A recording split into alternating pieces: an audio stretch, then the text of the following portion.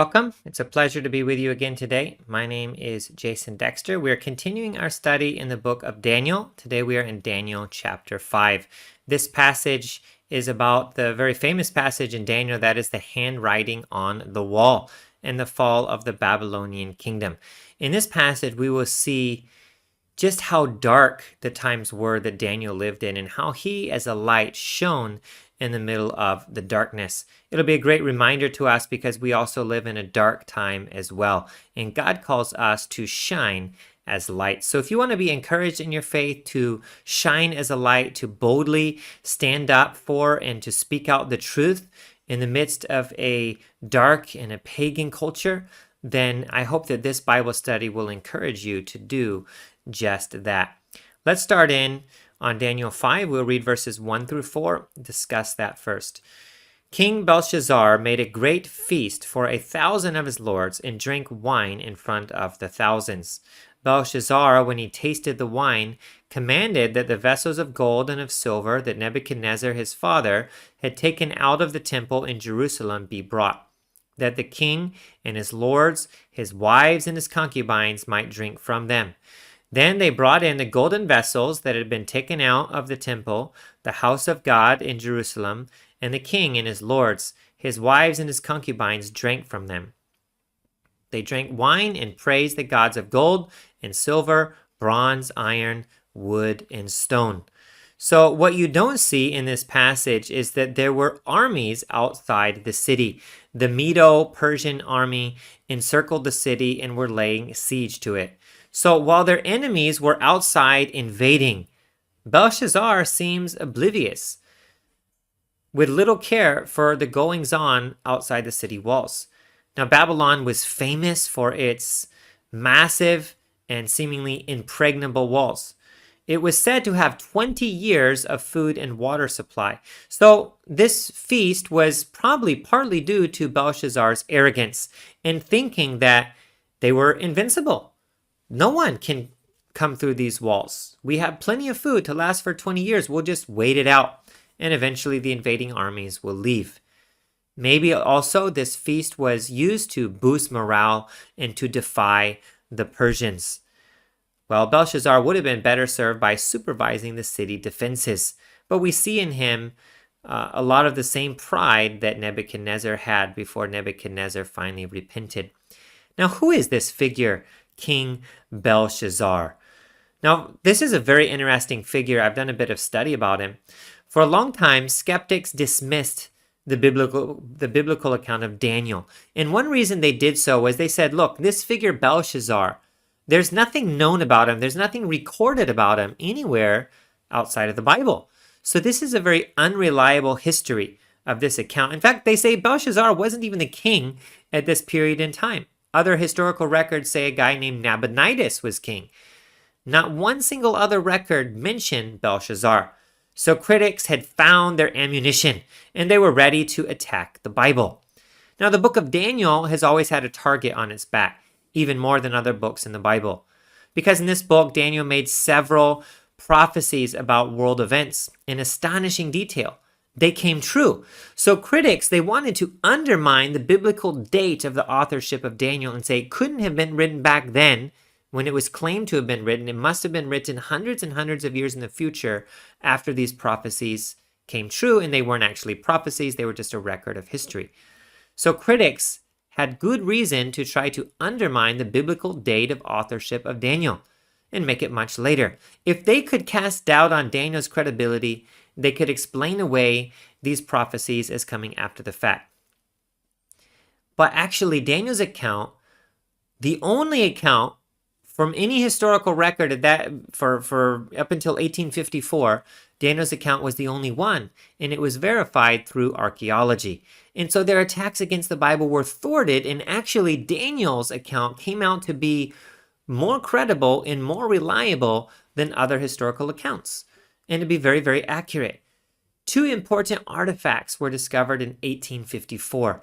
They are called the Nabonidus cylinder and the Nabonidus tablet. Now, these verify the biblical account. One of these artifacts records Nabonidus' prayer to a moon god. And in this record, he prays for Belshazzar, the eldest son, my offspring.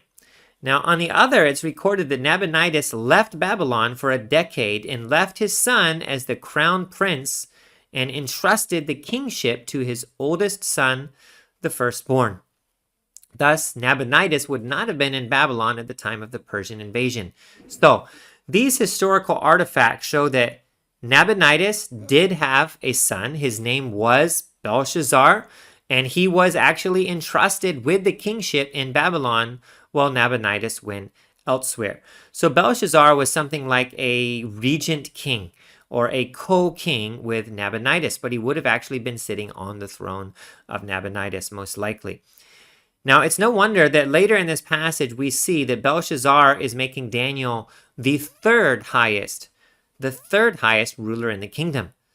Normally they would say, oh, I'll make you the second highest, you're second only to me. But Belshazzar couldn't do that because Nabonidus was king along with Belshazzar. So Daniel could only go up to third highest in ranking. Now, if Daniel had been written hundreds of years later, as critics claim, it is highly doubtful that he would have known about this mysterious historical figure. Daniel is a historically accurate book because he was there. His prophecies were predictions of the future inspired by God. Now, skeptics will always seek to attack the veracity of God's word. And when one attack fails, they'll go on to the next. It's a never-ending cycle. So when it was discovered that, in fact, Daniel's account is correct and is amazingly accurate in its historical detail, the critics didn't say, oh, we're wrong. They would just roll over and then find some new attack to try to make against God's word. The Bible outlasts all of these attacks. Now, time and time again, archaeology has confirmed various biblical accounts. Now, that's not to say that everything in the Bible is proven. There will always be things in the Bible that cannot be proven through other historical records or archaeology. These events occurred thousands of years ago. And it's not surprising that we don't have proof for all of these things that happened so long ago. It's hard to find those things in the ground. But our faith need not be shaken when doubts are raised about Scripture because it's proven itself to be reliable. Now, maybe in our lifetimes, more and more evidence will come out which uncovers the truth and buffers the Bible against more attacks. And it may be that certain things remain unknown. But in either case, the Bible has proven itself to be reliable, and we can have faith even in areas where there's no immediate answer. Let's make that a little bit easier to understand, this idea, this theory. Now, put another way, you don't need to verify every word of your friend from another source in order to trust your friend. So, for example, if your friend tells you that he went and ate at McDonald's yesterday, you wouldn't say, show me the proof. I need a video camera evidence that you were in fact at McDonald's or I will not believe you. Because if your friend has established credibility with you and that he's told you the truth before many times, you will naturally believe that when he tells you he went to McDonald's for lunch yesterday, that in fact he did. So the Bible has proven itself to be credible and trustworthy. There are some things we don't have video evidence for, but yet we can trust that it is reliable. That aside, yes, took a minute away from the Bible study, but I feel it's very, very important for us to realize that the Bible is accurate and that archaeology confirms that fact. So I'm fascinated with this character of Belshazzar, who is unknown to the academic world before 1854. Okay, so Belshazzar, what is he like? Well, he defies the true God. Now, Daniel and Nebuchadnezzar had been an influence, but it seems that he's showing he wants no part of this Hebrew God. It wasn't enough for him to ignore God through his lifestyle, through his actions. He specifically calls for the vessels that had been taken from the temple. He says he commanded that the vessels of gold and silver that Nebuchadnezzar's father had taken out of the temple be brought. So he says, I want the vessels from the God of the Jews' temple. I want them to be brought here. This was calculated and planned as a ritual symbolic of his defiance of God. He wanted to show his contempt for the Lord. It's a foolish thing. It's like a kid who's dared to light firecrackers on somebody's porch. All the kids nervously watch, wondering if he can do it. Finally, he does it and runs away. All of them laugh at the joke until later the owner of the house comes and catches them. Now, Belshazzar is very arrogant. He should have been concerned with the city's defenses and praying to God for help, but instead he was throwing a party with the express purpose of taunting God. Now, these vessels were eventually returned to Jerusalem. God has the last laugh. You can see that in Ezra chapter 1, verses 7 through 11. So they are taking these things, and it says that they are praising the gods of gold and silver, bronze, iron, wood, and stone. People are spiritual and religious by nature. No one worships nothing. If someone doesn't worship the true God, they will worship something else. Maybe money, maybe self, maybe a pagan religion, maybe strength or power, but they will most definitely worship something. Romans 1:21 through 23 says, although they knew God, they did not honor him as God or give thanks to him. But they became futile in their thinking, and their foolish hearts were darkened. Claiming to be wise, they became fools, and exchanged the glory of the immortal God for images resembling mortal man, and birds and animals and creeping things. People substitute idols in place of God because they don't want God's authority. They want to be free. They want to be independent to do whatever they like without anyone telling them what to do. They want to have their cake and eat it too, so to speak. They want a God to comfort them, to bless them, to protect them, to have hope that there's heaven or something after death. And some people actually don't believe in God and still say they believe in heaven, however that works. But they don't want to have a God that they have to obey. That's the case with Belshazzar here. Let's go forward, verses 5 through 9, the handwriting on the wall. It says, immediately, or some translations say suddenly, the fingers of a human hand appeared and wrote on the plaster of the wall of the king's palace, opposite the lampstand. And the king saw the hand as it wrote. Then the king's color changed, and his thoughts alarmed him. His limbs gave way, and his knees knocked together. The king called loudly to bring in the enchanters, the Chaldeans, and the astrologers. The king declared to the wise men of Babylon, whoever reads this writing and shows me its interpretation shall be clothed with purple and have a chain of gold around his neck, and shall be the third ruler in the kingdom. Then all the king's wise men came in, but they could not read the writing or make known to the king the interpretation. Then King Belshazzar was greatly alarmed, his color changed, and his lords were perplexed. So, suddenly, immediately, at the height of Belshazzar's pride and defiance, God sends his judgment. Defiance of God never ends well, does it? Just when the king thought everything was going great, he was surprised. God intervenes. Now, it often appears that the wicked will go unpunished and get away with their evil. Sometimes they do for a while, but eventually, and often suddenly, God's judgment will fall, and it will be too late to avoid it. Psalm 73:17 is about Asaph. He's writing and he's asking God, why do the wicked prosper? And why do it seem that everything goes well with them? And he's confused by it. And then he goes into the temple to meditate, and he reads this, until I went into the sanctuary of God, then I discerned their end. Truly you set them in slippery places, you make them fall to ruin, how they are destroyed in a moment. He realizes that these people who seem to be going well, everything seems to be smooth in their life, will one day face judgment, and that God's judgment will be swift.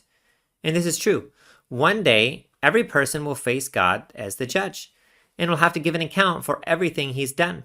The security and their riches will prove to be short-lived. It's not real security at all. While their lives seem smooth and easy, destruction comes upon them in a moment.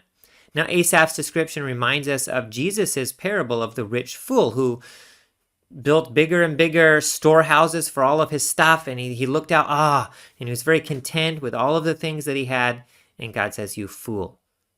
It's done. Tonight it's over. You're going to face me. Are you ready?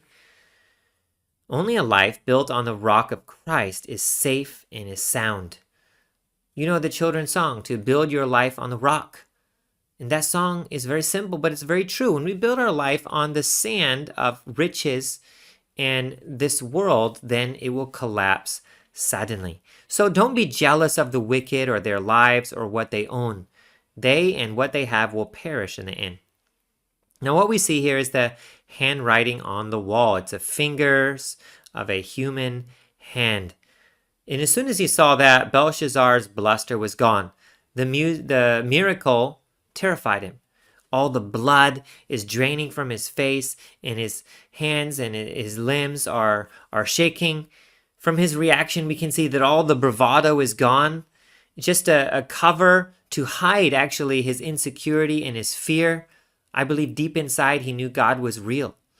Now, in I think similar manner, the bluster of the loudest atheists is an attempt to bury the truth they know to be true. They are created by God.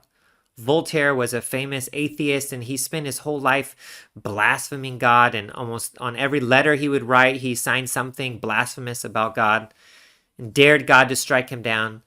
And the day of his death was just a pitiful, sorrowful, terrible thing as he was confronted with the choices he made. He knew what he had done. He knew he was going to face God, and he was absolutely terrified. Belshazzar had likely heard the stories of God's miracles in the life of Nebuchadnezzar, but he didn't humble himself and he didn't seek after God. Now in the text it says Belshazzar, Nebuchadnezzar's son, or the Nebuchadnezzar was his father. Actually, the word used means something like ancestor. It could be used to mean father or grandfather or great-grandfather. So in fact, Belshazzar was a descendant of Nebuchadnezzar, but not his direct son. And that word is often used in the Bible that way in genealogies as well. So here we see, wow, he was so frightened at what was about to happen that he didn't understand what was going on in front of him. And he turns to the same ones his father often turned to. He turns to the enchanters, the Chaldeans, the astrologers. They were no help, just as we wouldn't expect them to be of any help. And they were not. They couldn't help his Nebuchadnezzar, and they couldn't help him either. Verse 7, he promises a lot of reward. He says, whoever can interpret it will be clothed with purple, have a chain of gold around his neck, and shall be the third ruler in the kingdom. This was the system they dealt with. People did favors for the king because they wanted rewards or were afraid of punishment. And threats of punishment, promises of compensation are the tools used by this world. Even this didn't help. The wise men were puzzled. They couldn't figure it out. It says that his lords were perplexed. The world's wisdom is blind when it comes to the things of God. 1 Corinthians 2:14, the natural person does not accept the things of the Spirit of God. They are folly to him. He is not able to understand them because they are spiritually discerned. These guys didn't know God. They couldn't offer any help whatsoever about God's message. So we need to always remember to turn to the right place for help and for counsel. Turn to godly believers, not to this world. Let's go forward. We will see the queen suggests Daniel. The queen, because of the words of the king and his lords, came into the banqueting hall. The queen declared, O king, live forever. Let not your thoughts alarm you, or your color change. There is a man in your kingdom, in whom is the spirit of the holy gods. In the days of your father, light and understanding and wisdom, like the wisdom of the gods, were found in him. And King Nebuchadnezzar, your father the king, made him chief of the magicians, enchanters, Chaldeans, and astrologers, because an excellent spirit, knowledge, and understanding to interpret dreams, explain riddles, and solve problems were found in this Daniel, whom the king named Belteshazzar.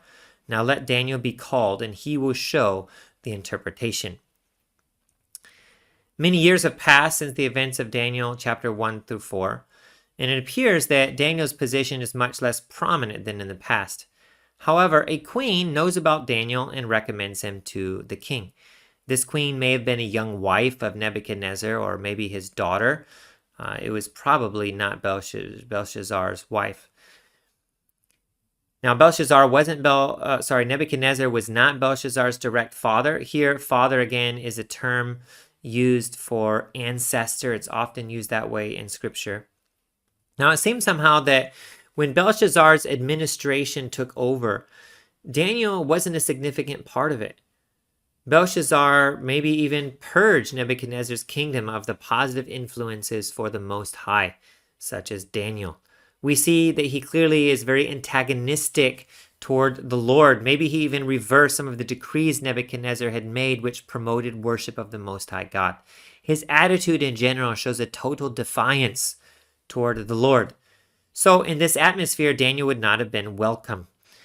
So whatever role Daniel has, it's seemingly much less than what he had before.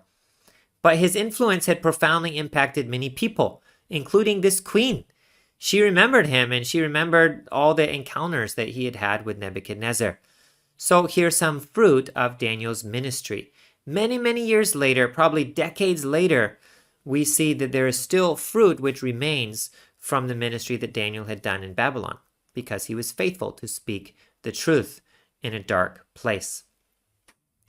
So let's go forward, verse 13 through 16. This is about the king asking Daniel to interpret the writing. Then Daniel was brought in before the king. The king answered and said to Daniel, "You are that Daniel, one of the exiles of Judah, whom the king of my father brought from Judah. I've heard of you, that the spirit of the gods is in you, and that light and understanding and excellent wisdom are found in you. Now the wise men, the enchanters, have been brought in before me to read this writing and make known to me its interpretation, but they could not show the interpretation of the matter. But I have heard that you can give interpretations and solve problems. Now if you can read the writing and make known to me its interpretation, you shall be clothed with purple and have a chain of gold around your neck, and shall be the third ruler in the kingdom." So Belshazzar uses rewards to try and motivate Daniel. This was a window into his heart. Wealth and luxury and power, these were all important to him. So it's natural that these would come out in his reward offers to others. He thinks others will be motivated by the same things, and he says you can even be third highest ruler in the kingdom. Let's see how Daniel responds. And again, I love this. I love that Daniel, every time he comes onto the big stage, he uses it as an opportunity to tell about the Lord, even unasked for most of the time. Verse 17, "Then Daniel answered and said before the king, 'Let your gifts be for yourself. Give your rewards to another. Nevertheless, I will read the writing to the king and make known to him the interpretation. O king, the Most High God gave Nebuchadnezzar your father kingship and greatness and glory and majesty, and because of the greatness that he gave him, all peoples, nations, and languages trembled and feared before him. Whom he would, he killed, and whom he would, he kept alive. Whom he would, he raised up, and whom he would, he humbled. But when his heart was lifted up, and his spirit was hardened so that he dealt proudly, he was brought down from his kingly throne, and his glory was taken from him. He was driven from among the children of mankind, and his mind was made like that of a beast, and his dwelling was with the wild donkeys. He was fed grass like an ox, and his body was wet with the dew of heaven, until he knew that the Most High God rules the kingdom of mankind, and sets over it whom he will. And you, his son Belshazzar, have not humbled your heart, though you knew all this, but you have lifted up yourself against the Lord of heaven, and the vessels of his house have been brought in before you, and you and your lords, your wives and your concubines have drunk wine from them, and you have praised the gods of silver and gold, of bronze, iron, wood, and stone, which do not hear or see or know, but the God in whose hand is your breath, and whose are all your ways you have not honored. Then from his presence the hand was sent, and this writing was inscribed." Okay, and we'll go forward in just a minute. So first we see that Daniel says, "Let your gifts, you keep them." Okay, I don't want them. Daniel, like Abraham before, refused to take gifts. And his refusal demonstrated that the materials and rewards were not important to him. He wasn't like the others. He wasn't motivated by the same thing. He was there just to give a message. He wasn't in the pay, like saying, "I'm going to take pay and I'm going to give you a good message or a good news. I'm just going to tell the truth." And then he took the opportunity to preach.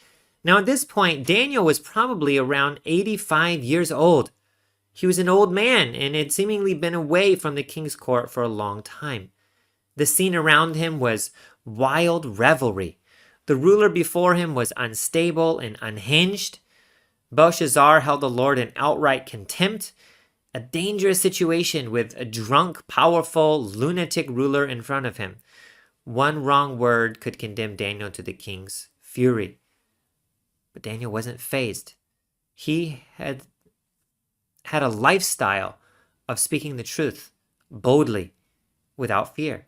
Instead of cowering again, he takes advantage of this great opportunity to preach to the king, and by extension, the entire court. 2 Timothy 4:2 says, "Preach the word, be ready in season and out of season, reprove, rebuke, and exhort with complete patience and teaching." So is this in season or out of season? I mean, it looked to be out of season. It didn't look to be the time when the king wants to be preached to. But on the other hand, he needed something. And this was the time that God gave to Daniel. It was an opportunity. And so Daniel took it. And so there's an application for us here. Be bold. You never know when you'll have an opportunity to share the gospel with others. You never know when that door will open. But we should look for those opportunities, and when they come, take advantage of them. Speak the truth of God into others' lives. No stage is too big, and no stage is too small. Now, Daniel, he also reviewed the history of God's work in Nebuchadnezzar's life. He talks about Nebuchadnezzar in verse 20 and 21, how he was prideful, and then because he was prideful, then God humbled him and turned him into like a wild animal for a period of time. That's you can learn more about in Daniel chapter 4. So this is an oral review of the lessons that God had taught to the Babylonians through the life of Nebuchadnezzar. And the highlight, though, of his preaching is found in verse 22 and 23. "And you, his son, Belshazzar, have not humbled your heart, though you knew all this, but you have lifted up yourself against the Lord of heaven." And then he talks about how he brought in the vessels to desecrate them. Wow. Talk about boldness. Daniel holds no punches. To paraphrase this message, Daniel tells the ruler who has power seemingly over his life, he says, "You are prideful and rebellious and wicked." For over 70 years, Daniel was faithful to serve as God's messenger. He did so in a dark and a dangerous place with little care for his own life. Now, through it all, God protected him. We are called to shine the light. We are called to be truth speakers. We are called to be bold to give God's message to a dark world that needs it. What a great example from Daniel here, and one that I hope we will all learn from as well. Let's go forward to the conclusion of this passage, verses 25 through 29. And this is the writing that was inscribed. Mene, tekel, and parsin. This is the interpretation of the matter. Mene, God has numbered the days of your kingdom and brought it to an end. Tekel, you have been weighed in the balances and found wanting. Peres, your kingdom is divided and given to the Medes and Persians. Then Belshazzar gave the command, and Daniel was clothed with purple. A chain of gold was put around his neck, and a proclamation was made about him that he should be the third ruler in the kingdom. So, what does this mean? This mene, tekel, and parsin. Daniel says it means God has numbered the days of your kingdom. You've been weighed in the balances and found wanting. Your kingdom is divided and given to the Medes and Persians. Simply put, Belshazzar and his kingdom would be punished because they were prideful and didn't trust in the Lord. What's the application for us? Well, what about your life? If God weighed your life in his divine scales, what would he find? Well, we too would be found wanting. No one can live up to God's standards. No one can pass the test. Our hope, our only hope, is to humble ourselves and to come to Christ and the cross. His righteousness can be imputed to us. He can fill up in us what is lacking. Then, if we have Christ, if his blood has cleansed us and his righteousness is on us, he's clothed us in white robes, then when we are weighed by God's divine scales, we will pass. not because of ourselves, but because of Christ in us. So instead of thinking that we are good enough, we need to be humble and admit that we are not. Belshazzar was not. He was not repentant. He did not confess. He and his kingdom were weighed, and God says, you're lacking, therefore you're going to be judged. Daniel doesn't seem so sorry or upset as he was when he found out that Nebuchadnezzar would be punished in chapter 4, verse 19. It seems he doesn't have the same close relationship with Belshazzar that he had with his grandfather. Now, the punishment was sent when Belshazzar's pride reached a climax. Let's look at Proverbs 16:18. It says, "Pride goes before destruction, and a haughty spirit before a fall." Every kingdom in the history of the world has been found wanting. None of them have been perfect. And when man's pride comes in and says, I should get the glory for this, then God is not happy. And when we become prideful and say, what I have, my job, my career, my success, my family, my life, my house, my car, my book that I wrote, everything is because of me, then God looks at that and he is displeased because we've not shown that we are humble and that we are thanking him for the good that he's done in our life. The only kingdom that will never be found wanting is Christ's. The only person that will never be found wanting is Christ. So the only solution for us, since we and everything we have are lacking, is to come to Christ. So don't place your faith in your country or your political leaders. These are all lacking in God's sight. Now, we also see here that Daniel, he didn't want the gifts, but he got them anyway. So sometimes you don't want the thing, but God will still let you receive it anyway. These were frivolous. They were unnecessary for him, but he still received them. So material words should not be our primary motivation. We trust in God's provision. We are seeking his kingdom and his righteousness first. He will provide for us. Moving forward to verse 30 and 31, we see the conclusion in this chapter. That very night, Belshazzar, the Chaldean king, was killed. Darius the Mede received the kingdom, being about 62 years old. This very night, Belshazzar was killed. And as bad as that was, he was going to face judgment directly from God immediately. In that very night, he was going to have to give an answer to God for why he was desecrating the temple items, why he was defying God, why he was worshiping idols made by human hands. A sad end. But this is what happens to people who pridefully refuse to acknowledge God while they have the chance. He had the chance to repent when Daniel talked to him, and he evidently did not. History tells us that this city, Babylon, fell through a brilliant military strategy. The river Euphrates was flowing under the city walls, bringing water into the city. And in most places, the walls were impregnable. But in one spot where the Euphrates flowed under the wall, there was this possibility, this opening.